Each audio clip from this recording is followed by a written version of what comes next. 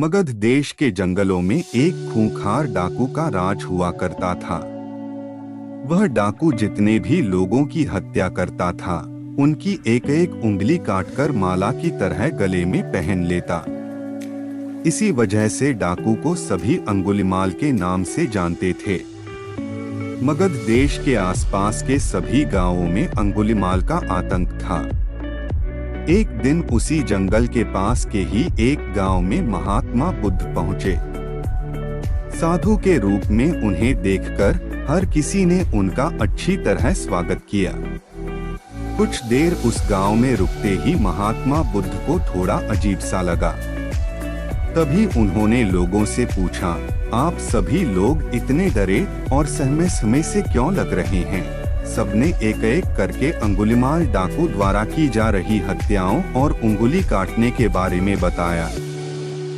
सभी दुखी होकर बोले कि जो भी उस जंगल की तरफ जाता है, उसे पकड़कर वो डाकू मार देता है। अब तक वो 99 लोगों को मार चुका है और उनकी उंगली को काटकर उन्हें गले में माला की तरह पहनकर घूमता है। अंगुलिमाल के आतंक की वजह से हर कोई अब उस जंगल के पास से गुजरने से डरता है। इन सभी बातों को सुनने के बाद भगवान बुद्ध ने उसी जंगल के पास जाने का फैसला ले लिया। जैसे ही भगवान बुद्ध जंगल की ओर जाने लगे, तो लोगों ने कहा कि वहां जाना खतरनाक हो सकता है। वो डाकू किसी को भी नहीं छोड़ता। आप बिना जंगल गए ही हमें किसी तरह से उस डाकू से छुटकारा दिला दीजिए। भगवान बुद्ध सारी बातें सुनने के बाद भी जंगल की ओर बढ़ते रहे। कुछ ही देर में बुद्ध भगवान जंगल पहुंच गए। जंगल में महात्मा के भेष में एक अकेले व्यक्ति को देखकर अंगुलिमाल को बड़ी हैरानी हुई। उसने सोचा कि इस जंगल में लोग आने से पहले कई बार सोचते हैं, आ भी जाते हैं तो अकेले नहीं आते और डरे हुए होते हैं। ये महात्मा तो बिना किसी डर के अकेले ही जंगल में घूम रहा है। अंगुलिमाल के मन में हुआ कि अभी इसे भी खत्म करके इसकी उंगली काट लेता हूँ। तभी अंगुलिमाल ने कहा, अरे आगे की ओर बढ़ते हुए कहाँ जा रहा है? ठहर भी जा। अब भगवान बुद्ध ने उसकी बातों को अनसुना कर दिया। फिर गुस्से में डाकू बोला, मैंने कहा रुक जाओ। तब भगवान ने उसे पलटकर देखा कि लंबा चौड़ा बड़ी बड़ी आंखों वाला आदमी जिसके गले में उंगलियों की माला थी, वो उन्हें घूर रहा था। उसकी तरफ देखने के बाद बुद्ध दोबारा से चलने लगे।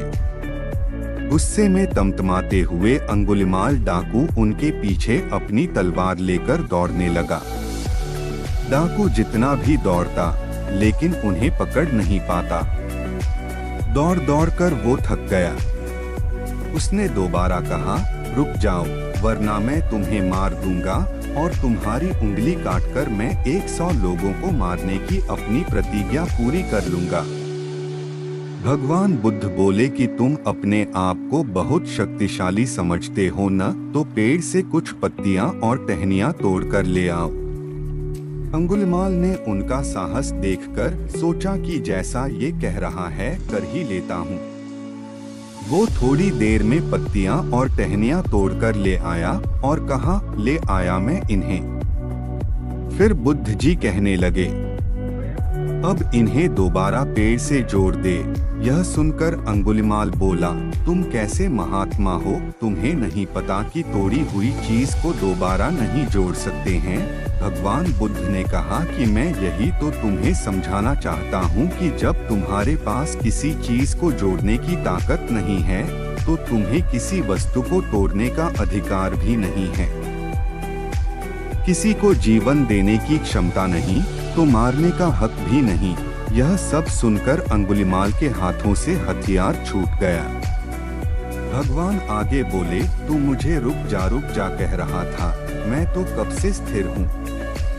वो तू ही है जो स्थिर नहीं है। अंगुलिमाल बोला, मैं तो एक जगह पर खड़ा हूँ, तो कैसे अस्थिर हुआ और आप तब से चल रहे हैं? बुद्ध भगवान बोले, मैं लोगों को क्षमा करके स्थिर हूँ और तू हर किसी के पीछे उसकी हत्या करते हुए भागने की वजह से अस्थिर है।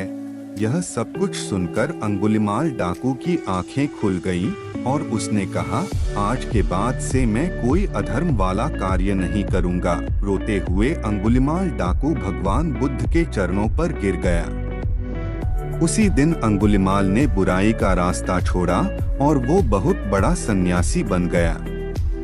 इस कहानी से हमें ये सीख मिलती है कि सही मार्गदर्शन मिलने पर व्यक्ति बुराई की राह को छोड़कर अच्छाई को चुन लेता है।